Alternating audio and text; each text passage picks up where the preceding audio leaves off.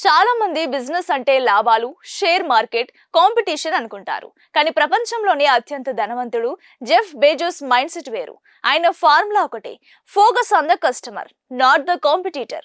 పక్కవాడు ఏం చేస్తున్నాడని చూస్తే వాడి వెనకే ఉండిపోతాం. కానీ కస్టమర్ ఏం కోరుకున్నాడో చూస్తే అందరికంటే ముందుంటాం. ఇదే అమెజాన్ సక్సెస్ మంత్రం. దీనికోసం బెజోస్ ఒక వింత పని చేసేవారు. అమెజాన్ తొలి నాళ్లలో ప్రతి ముఖ్యమైన మీటింగ్ లో ఒక ఖాళీ కుర్చీని ఉంచేవారట. ఆ రూమ్ లో అందరూ ఆశ్చర్యపోయేవారు. అప్పుడు బెజోస్ చెప్పేవారు, ఆ ఖాళీ కుర్చీలో మన కస్టమర్ కూర్చున్నాడు. ఈ నిర్ణయం వల్ల అతనికి లాభమా నష్టమా అనేది ఆలోచించి డెసిజన్ తీసుకోండి అని. కస్టమర్ మన రూమ్ లో లేకపోయినా మన మైండ్ లో ఉండాలి. That is customer obsession.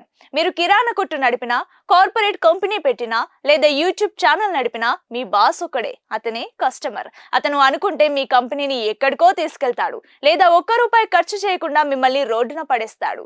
అందుకే కస్టమర్ ని కింగ్ లా చూడడం కాదు, దేవుడిలా చూడాలి. ఇలాంటి మరిన్ని సక్సెస్ స్టోరీస్ కోసం మన కొలుగురి టీవీని ఫాలో అవ్వండి.